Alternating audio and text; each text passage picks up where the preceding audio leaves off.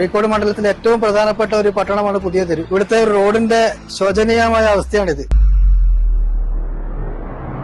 കാരണം 4 വർഷത്തിലധികമായി ഇവിടെ വെള്ളത്തിന് വേണ്ടിയിട്ട് പൈപ്പ് ലൈൻ കയറിയിട്ട് ഇതുവരെ സ്ഥലം MLAക്ക് അതൊന്ന് റീസ്റ്റാർട്ട് ചെയ്യാൻ പോലും കഴിഞ്ഞിട്ടില്ല.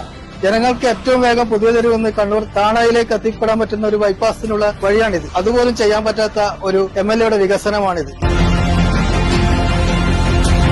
ഈ റോഡിന്റെ വീതി ഷാജി MLA ചെയ്യുമ്പോൾ നല്ല വീതി ഉണ്ടായിരുന്നു. അതിനുശേഷം 2 സൈഡും പൈപ്പിന് വേണ്ടി കയറിയപ്പോ പേച്ചടക്കാൻ പോലും ഇവിടെ MLA ഇല്ല.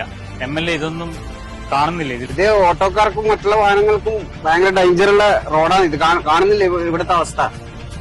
എത്ര നല്ല റോഡ് ക്യാമ്പ് ഷാജി കൊണ്ടുവന്നു, അത് കുത്തിപ്പൊളിച്ചിട്ട് ഇതുവരെ ശരിയാക്കാൻ കഴിഞ്ഞ ഭരണത്തില് MLAക്കോ സാധിച്ചിട്ടില്ല. ഈ വികസനമില്ലായ്മ മാറണം. നാട് വികസിക്കണം, റോഡ് വികസിക്കണം, കാൽനടക്കാർക്ക് സുഖമായി യാത്ര ചെയ്യാനുള്ള സൗകര്യങ്ങൾ ഉണ്ടാകണം. ചേലേരി വരും, അഴീക്കോട് മാറും. അഴീക്കോട് മണ്ഡലം UDF സ്ഥാനാർത്ഥി അഡ്വക്കേറ്റ് കരീം ചേലേരിയെ ഏണി അടയാളത്തിൽ വോട്ട് ചെയ്ത് വിജയിപ്പിക്കുക.